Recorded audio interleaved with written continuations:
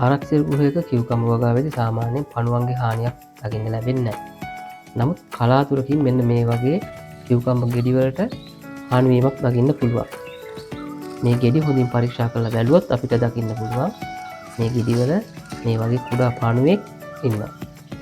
ඒතුළු මේ පණුවා මේ ගෙඩියේ පොත් ආහාරයට ගැනීම නිසා තමයි ගෙඩියට මේ වගේ හානිවීමක් සිද්ධ වෙන්නේ.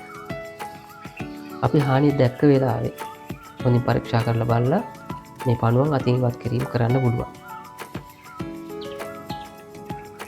ඊට පස්සේ දෙවන පියවර විදිහට අපිට කරන්න පුළුවන් වගාවේ අනිත් ශාකත් පරීක්ෂා කරලා බලලා අනිත් ගෙඩි වලටත් හානියක් තියෙනවද කියලා අපිට බලන්න පුළුවන්. එහෙම හානිය නැත්නම් අපි කෘමිනාශක වලට යෑමේ අවශ්‍යතාවයක් නැහැ.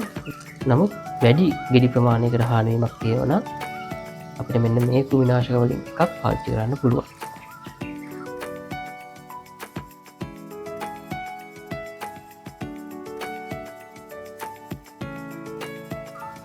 මේ පණුවන්ගේ හානිය ඉතා බරපතල තත්ත්වයක් නෙවෙයි. ඒ හින්දා අපිට දිගින් දිගටම කෘමිනාශක භාවිත කිරීමේ අවශ්‍යතාවයක් නැහැ. ඊළඟ කාරණය තමයි ආරක්ෂක ගෘහය තුල ටිකක් විශාල සලඹෙන් ඉන්නවා කියලා බලන්න.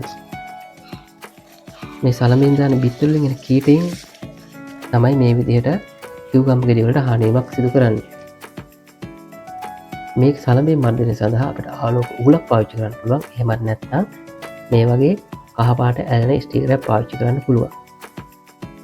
ඒ වගේම හානි වූ ගෙඩිත් ඉවත් කිරීම කරන්න. මොකද හානි වූ ගෙඩි වෙළඳපොළට නිකුත් කිරීමට හැකියාවක් නැති නිසා. ඔයාලත් මේ වීඩියෝ වැදගත් වුණා නම් අනිත් අයටත් බලන්න ෂෙයා කරන්න.